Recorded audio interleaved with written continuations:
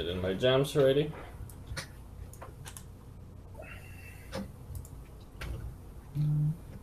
I hate that Twitch tries to automatically say what we are streaming about. Well, we're live. I think we're live. We are live, but we're streaming DWM, which I believe, I don't know what it is. I don't know either. It should be creative. Hey everybody, welcome back to Game Dev The Pipeline. The pipeline. We are going to game dev that pipeline. Yeah. That was bad. I know. Today, I'm going to be working on pushing a component that I built yesterday a little bit further, and it is not a fan.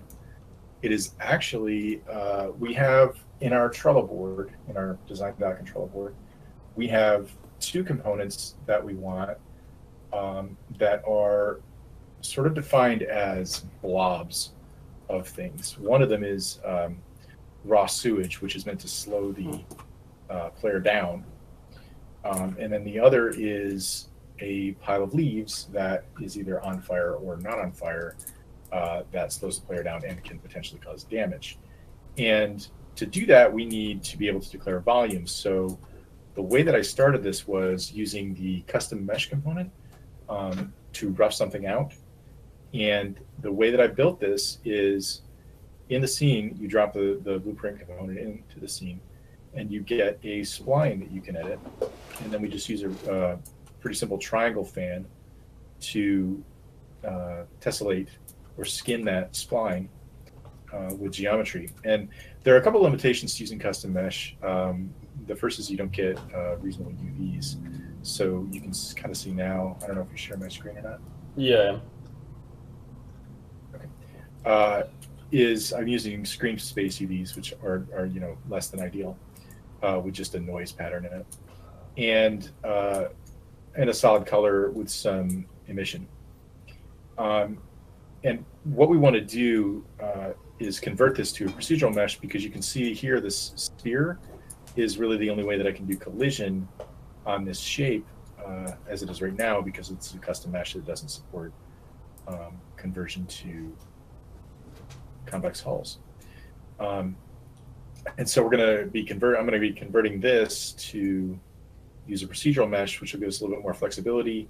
And then I might also look at doing a little bit of additional tessellation inside of the shape instead of just using triangle fan, so that if we wanted to slope this up, we wouldn't get these huge triangles going from the edge of the spline into the center of the mesh.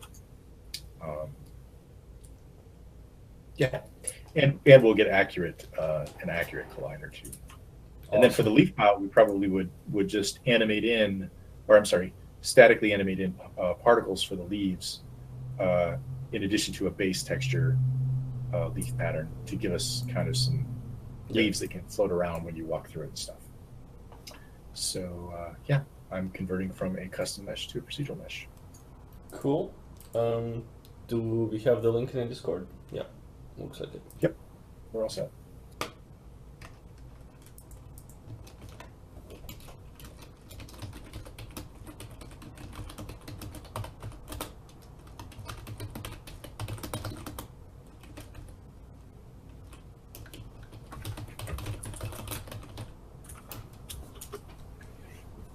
All right.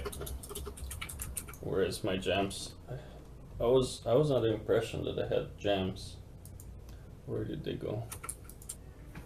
Alright, got the gems. Alright, so today I want to do a quick render of this guy in Keyshot and use it as a base to start working on my on the red concept. So first things first, well, I have the Keyshot for ZBrush. I recently upgraded to a pro version, so a pro tip, pun not intended. If you are running the original Keyshot that originally came out when they added the integration, you can actually upgrade to Keyshot for ZBrush Pro version 6 for extra $200, and it gives you basically all the features of $30,000 Keyshot Pro. I think it even includes animation. I might be wrong, but it definitely does include the awesome HDRI editor and more of the fancy stuff that was originally available. So, hey, Alex, can we step back just a second? Yeah. And I just wanted to, like, there's really no reason why we couldn't take this mesh that you've sculpted as quickly as you sculpted it. Yeah. Create a low poly, bake out some high frequency detail, paint it in Substance Painter, and rig and animate this mesh. Well, then we're gonna have to repeat the same process once we. Right. But I'm saying, this is actually a pretty solid sculpt so far. The proportions might change drastically. Like. Right. But I think it's just interesting. We go through this process every time we create a character where we do sort of an initial rough sculpt, and then we bring it into Photoshop or Sketchbook or whatever to do to start pushing the silhouettes and developing the character a little bit more, and then back into ZBrush or 3D Coat to create a final sculpt. It's a really interesting process, because I think when you tune into people doing this work on YouTube and they do it so quickly, a lot of times you'll see somebody just use like this mesh right here and use a simple decimation even to get a low poly cage to bake normals out on, and even paint it in ZBrush and stuff. I mean, there are definitely advantages. Like, there are people who are definitely do that, but just because they do it, I don't think it means that we should be doing it. The problem that I have with this, yes, we can quickly generate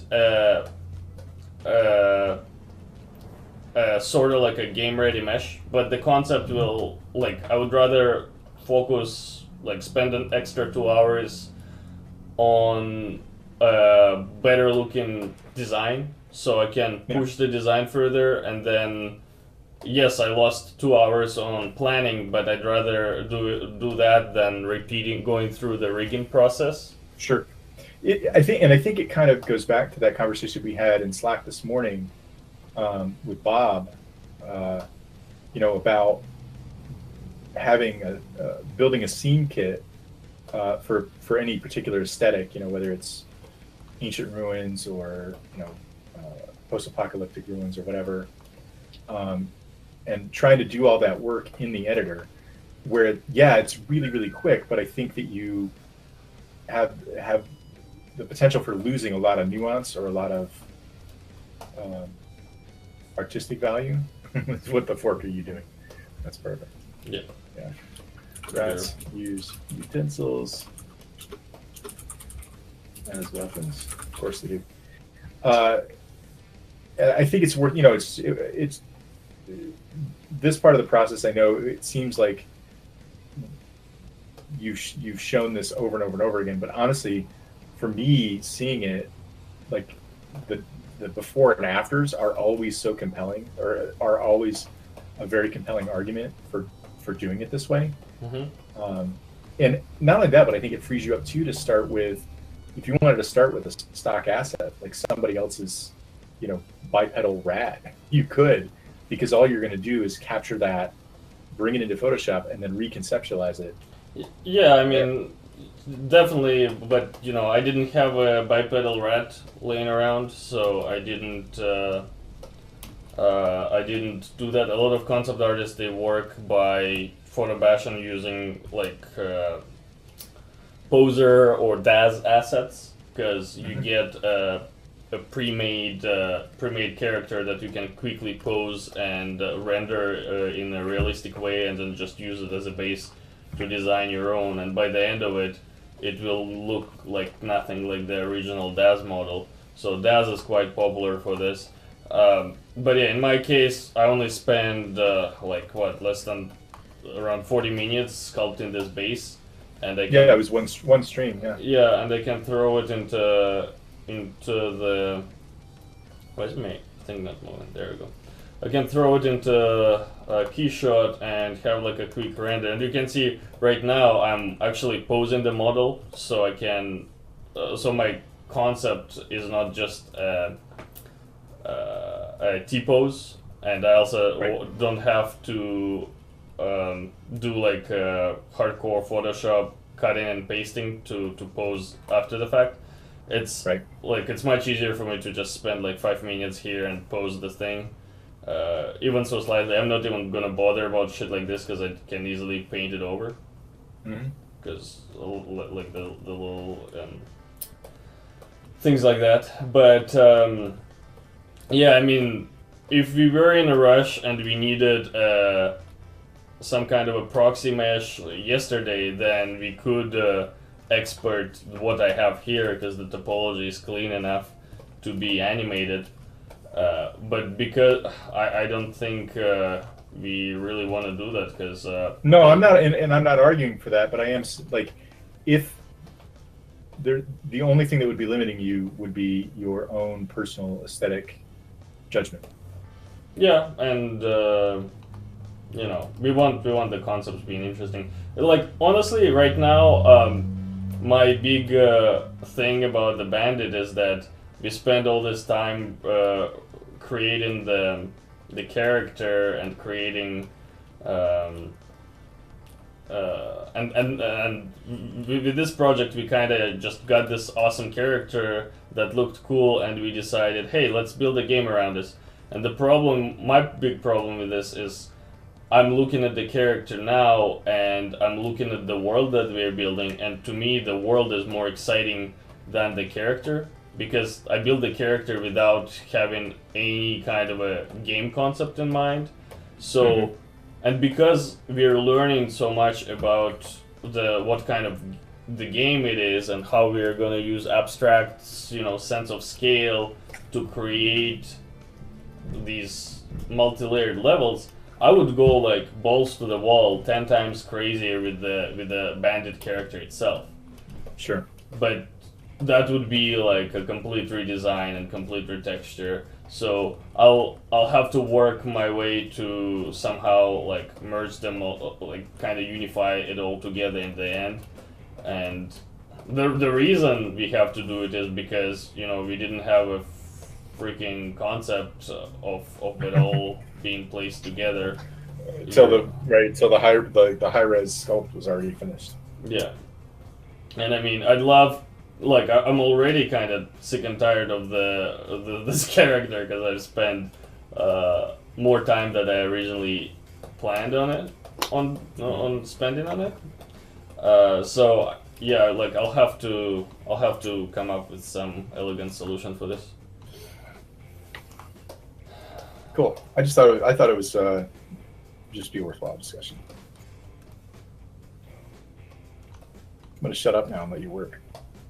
Do better. What? So just using transpose to quickly get some arms in place. No idea for, like, I want to pose kind of more or less neutral, but I also want it to be interesting. And we can tweak it more in Photoshop. Like I said, we can just cut off arms, rotate them, or whatever later. But it's just a little bit easier to pose in Photoshop without worrying about stuff like perspective and I mean, it's easier to pose in ZBrush, not in Photoshop. When I work, my brain kind of tends to set priorities, and talking is never a priority. Working is. Yeah, I think you do all right.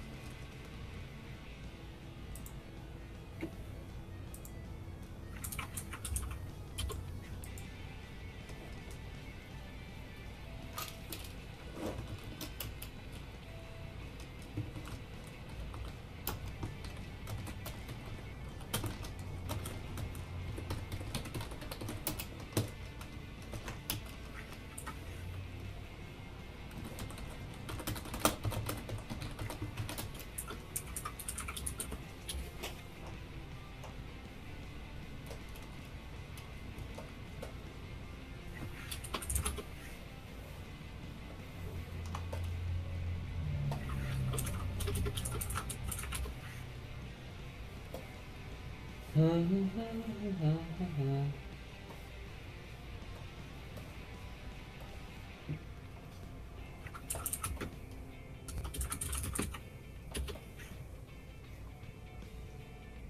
generally, if I was doing this for a sculpt, I would spend a lot more time posing. But this is just gonna be for a render, and once I crank up the resolution, a lot of the artifacts are kind of get smoothed out, and you can, if you feel like it, you can spend more time smoothing it out. So a little bit more interesting than just a pose. So let's go to go away thing. Render, make sure Keyshot is on, and then press BPR, and this will launch Keyshot.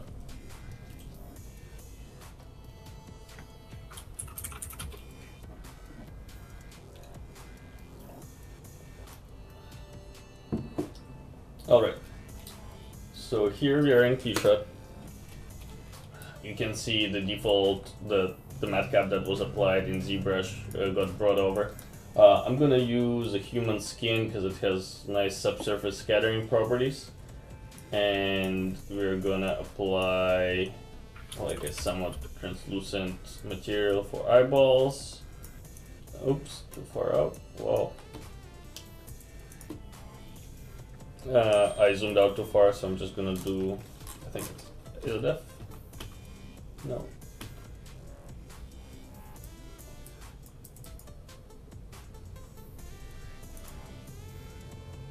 Oh, hey, they changed the color scheme. Or is that part of Pro? But Is the dark theme, is that a Pro only? it's not a Unity, dude. I don't know. I think I might have changed it myself. Did somebody ask it in the chat, or was it? No, I was just curious. I hadn't seen it yet. Yeah. So basically, we have the materials applied. Let's give a fork some nice something metallic. Where's metal? We got light materials. That's cool. Do you guys want to see a fork of light? Look at that glowing fork of light. The fork saber. Fork saber, yeah. Okay, let's not goof around. Should it be an aluminum fork? I think it should be stainless steel. We can just use search, steel ref.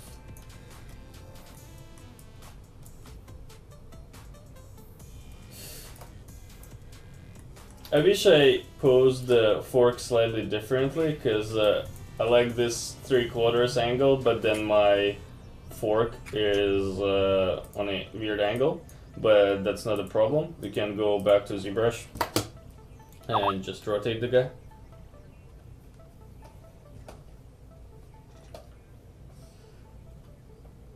Okay, so if this is the angle we like,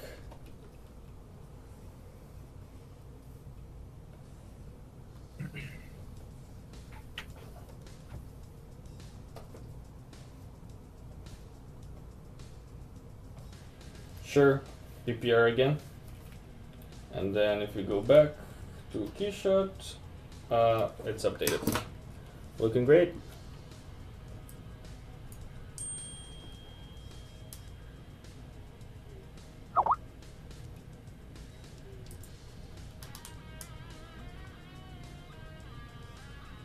Steel ultra scratched. Yeah, I like that. Is there a rusty one? Probably, but I'm not gonna bother. I can paint the rest on top. So a few things that we can do. If I go to render settings, in the options there is actually no, on the output there's render passes, and that's an option available for in Keyshot 6.3 Pro for ZBrush. Previously I think I believe I had Keyshot 5 and that wasn't there, so I can enable all passes, and we're gonna render it as a PNG.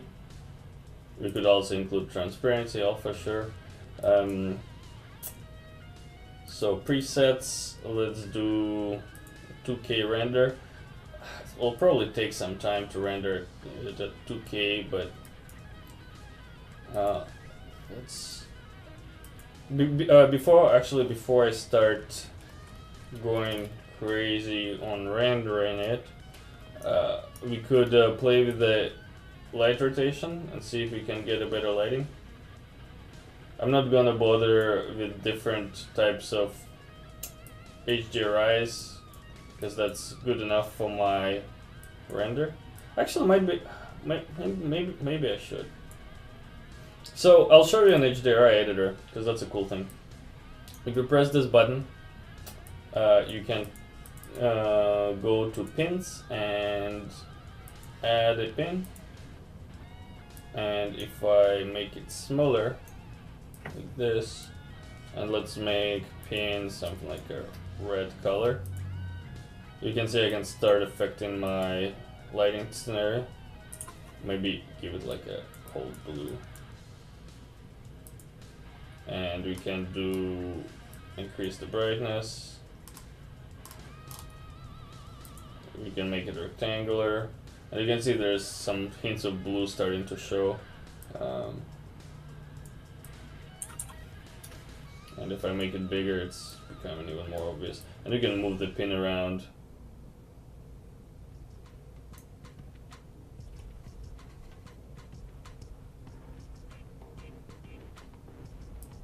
And you can add multiple.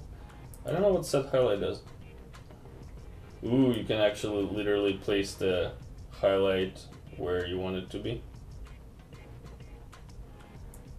So you can do something like this to get like a little bit of a crazy evil bounce light. And then we can, I believe we can hide it in the actual thing.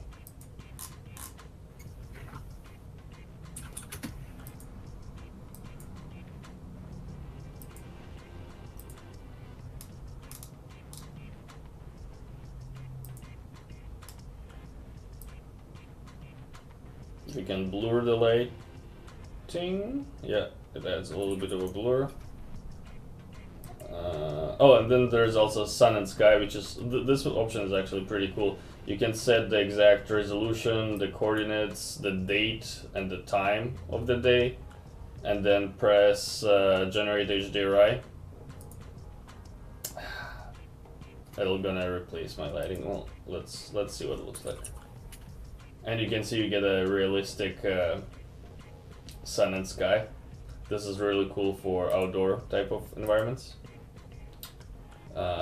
Anyway.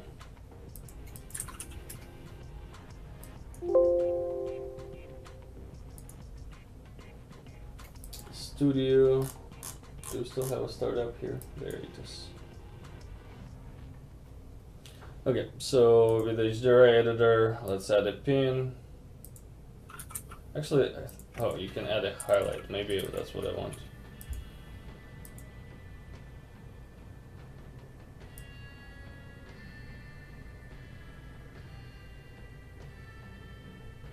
It's hard to tell because the lighting is white. Let's see. There's my highlight.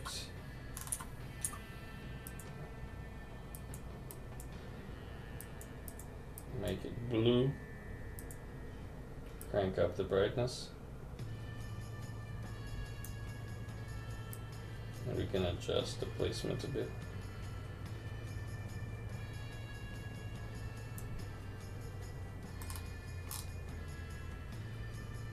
I think that's cool enough. Okay, so with this, let's look what else we have. Okay, so there's perspective settings that we can play with. I want to kind of eliminate perspective distortion just to have a more clear idea of what the proportions of the character is. I'm not gonna go full orthographic because this way we lose all the perspective.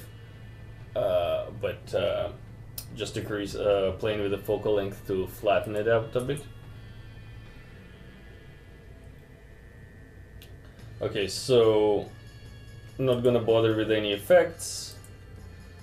The basic lighting presets should be fine. If you're doing something more advanced, you can go for a product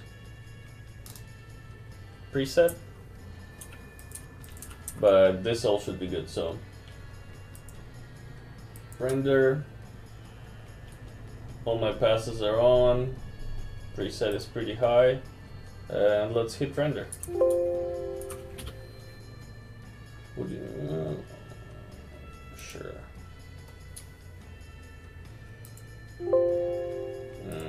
Start. Alright, and it starts to render. Tom, it's gonna take a few minutes until for my render to finish. Do you want to talk for a bit? Yeah, I'm Alright. just grinding away on making a procedural mesh and blueprints. I'm gonna grab some water. You tell us. Yeah, it's a beautiful wing. It's a butterfly. Yeah, my triangles. I'm not setting the previous point. I think is the problem. So here we just need to set the previous. Be right back getting water. To this dude. And there we go. It's looking pretty good already. Getting there.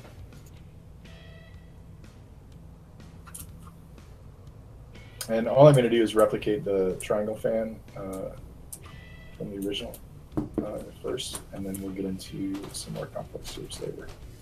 And we will do some research on tessellation strategies. And I might even want to talk to Matt about maybe leaning on his Voronoi stuff that he did for split screen, so that we can build something that looks a little bit more organic, because these shapes are pretty much always going to be irregular looking. And I think there might even be a way to How's things? create. Pretty good. Yeah, I cleaned that the jagginess up.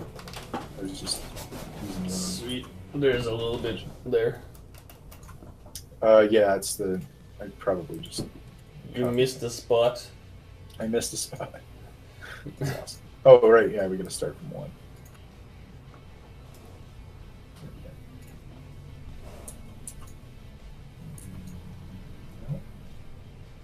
Hey, it's Bob.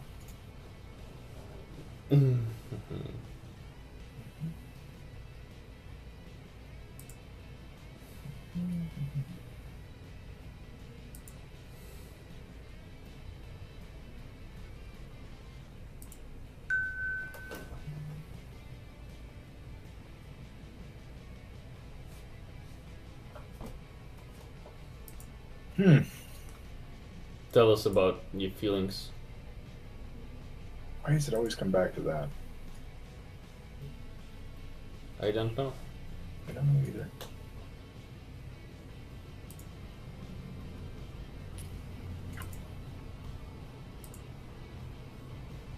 Maybe.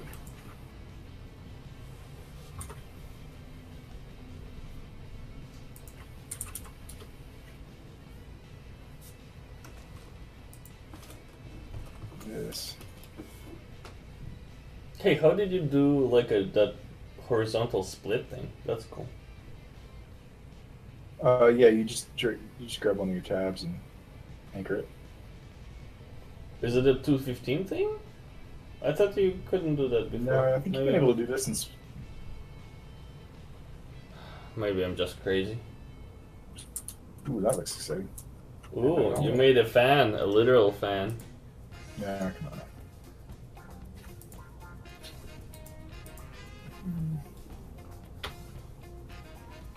So I'm adding 0. Oh crap. Tom?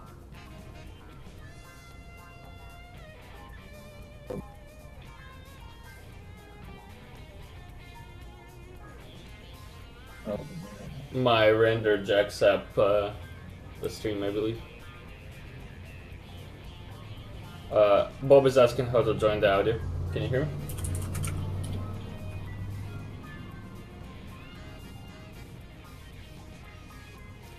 I need to limit how many cores the renderer is using because the machine is freezing up. Yeah, I think your screen shares for us too. Oh no, it's still working. It's working.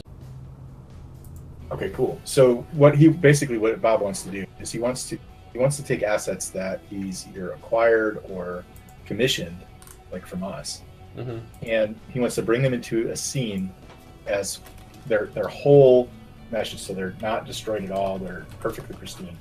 And then he wants to, through a process of proceduralization, he wants to destroy those things and then be able to save their state so that he can predictably so like cache the destruction and just right. And part of that is, I mean, yes, you could just use the shatter tool and that's fine, and that's going to work for a lot of the cases. But what you're going to lose there is, buildings aren't just solid chunks of stone. There are insides and there are levels inside of the building. And so that's where you kind of have to plan ahead and build assets that have the interiors defined enough so that when you start destroying the outside, you're seeing into it. Yeah. It's the Dark Souls or Bloodborne problem where you have these beautiful destroyed buildings with no interiors. You can't go inside of any of the buildings. Or very few of them can you go inside of. There's no exploration involved. Okay. Alright guys, so you can see I brought in my render, and I also got this beautiful clown map pass that I can use to basically do selections and stuff very quickly. There's also depth pass and the normals pass, which I'm not gonna use because I'm just doing a quick paint over, and oh god damn it! I just want to click on new layer. I need to disable all notifications altogether. Anyway, so one of the first things that I'm gonna do is start experimenting with the shapes and trying to just sketching on top and seeing what I can do here. So one of the first ideas that I had for this guy is having a frozen Photoshop. There we go. Having a Coke bottle cap, or maybe like actually the kind of like the metal one as a helmet, and it should probably be bent too.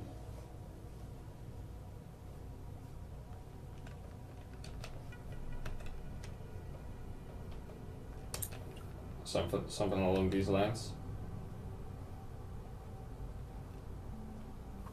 And he would use elastic band to attach it to his head.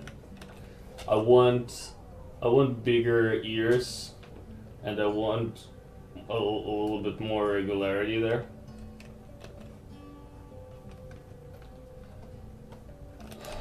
Now, in terms of proportion, this is just kind of like the quick outfit design. So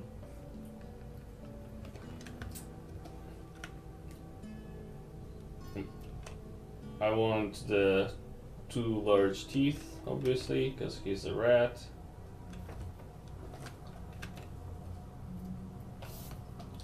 And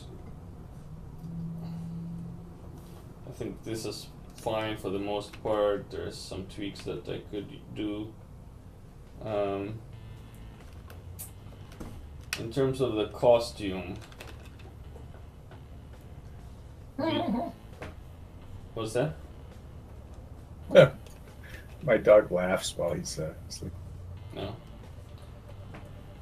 We do want to have some kind of armor. I'm just not sure what yet. Maybe some kind of like a cloth on a...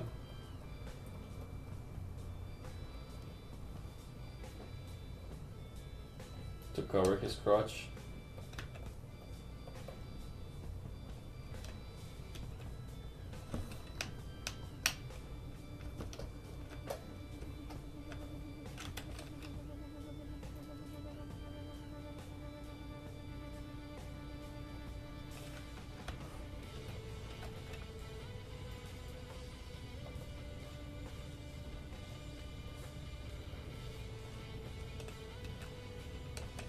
And I'm gonna probably exaggerate the fork and bend some of the teeth on it.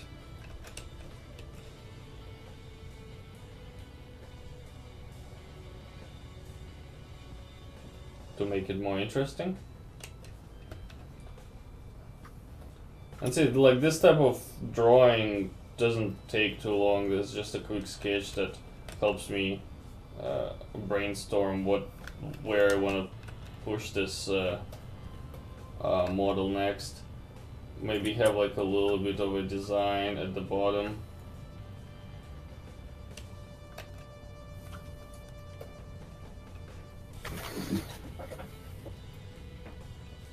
I'm not particularly happy with the outfit yet, so let's keep working on that.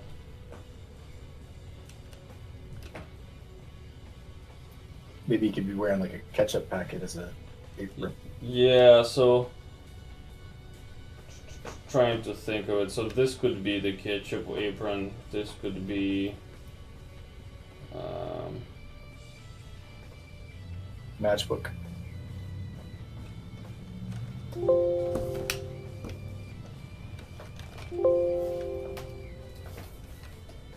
So that's just like a loose idea for the costume design.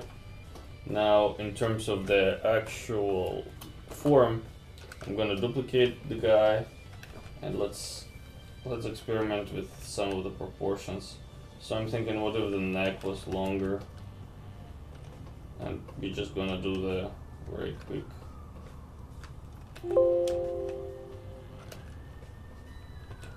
And kind of like more bent too.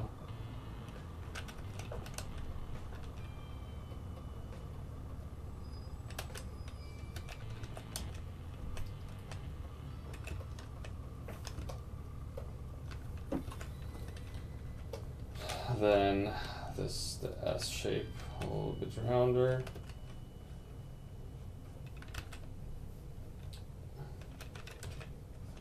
And you know, using just erasing the way to clean up the silhouette a bit and push the proportions further.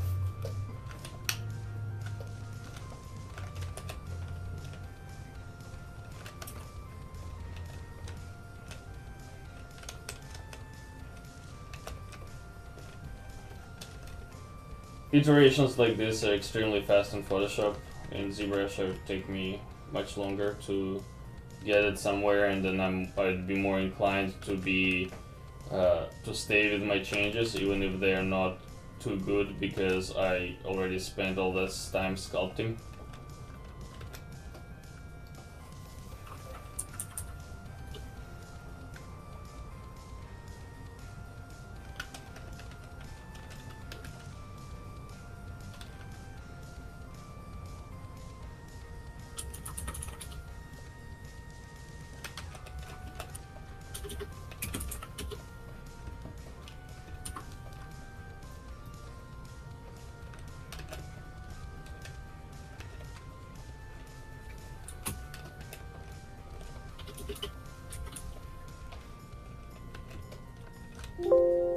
Make it a little bit longer so it's a little bit more intimidating. I felt like the original guy was a little bit too like fat and short.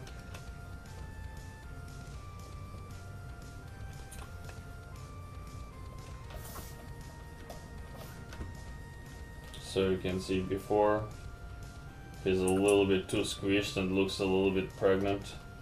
And now, like, I slim down the body while still keeping him, for the most part, pretty chunky at the bottom.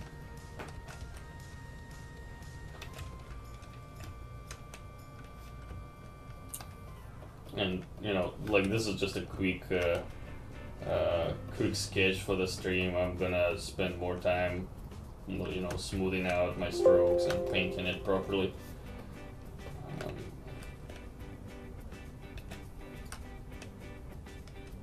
We're gonna give him some toenails.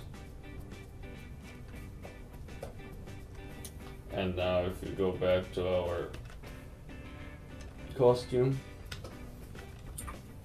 Oh, wrong there.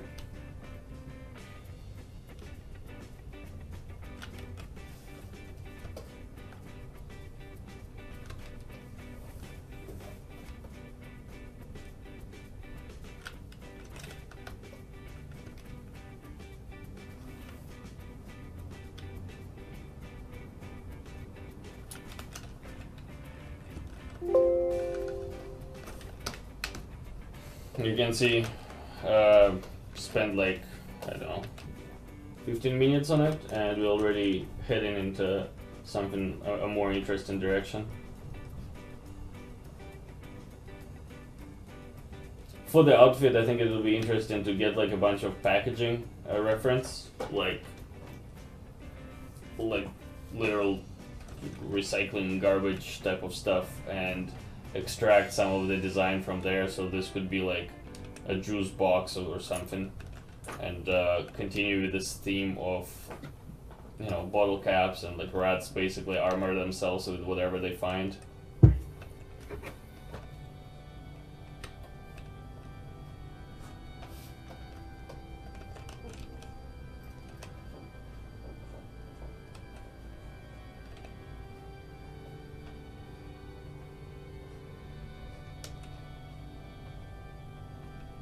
Cigarette butt shoulder pads.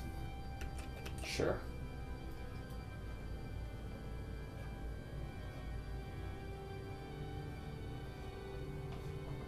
I don't know how this is a cigarette butt, but we can probably use that texture. I don't know what cigarette butt looks like. I don't smoke. I don't either. But either way, a shoulder pad is not a bad idea to have for a rat.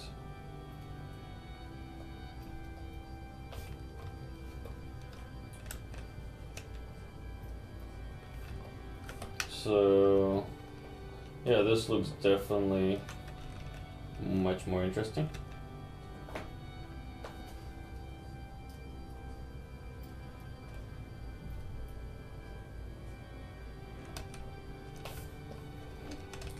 Then there's also, like right now the rat is pretty bold, so we're gonna have to do the pass on the fur.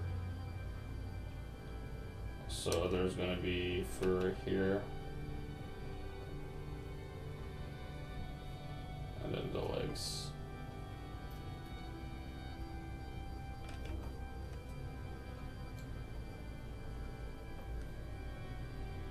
So the areas that aren't covered by armor are gonna stick out and gonna have different silhouette.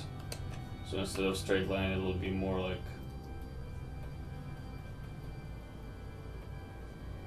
yeah. You can see it starts to look much more interesting with this type of a texture.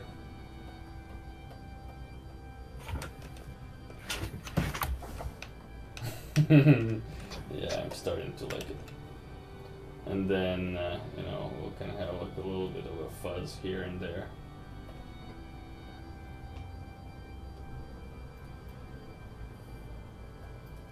I just like with the giant eyeballs. Yeah, something like this.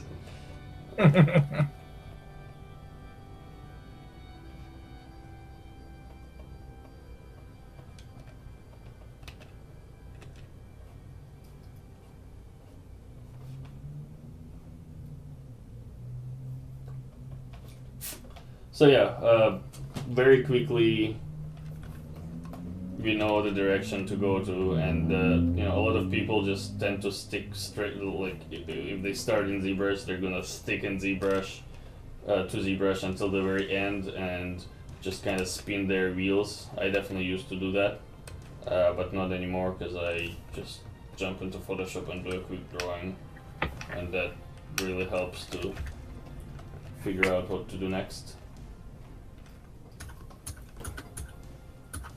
Yeah, really. I'm happy with this direction. Honestly, I think if anything, we should, before we continue modeling and like finalizing and rigging all this shit, I would want to go through all of our outlined designs and spend like a day on each and get them all to this level of quality. Yeah. Because this way we can unify the design and actually make them look like they belong to the same piece of game. Yeah, and I think already we've overplanned for enemies. Yeah.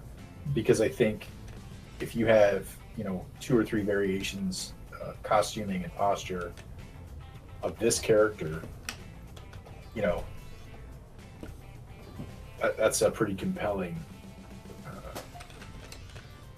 enemy. Yeah. Base. I mean, I'd love to have like a dung beetle and that type of stuff, but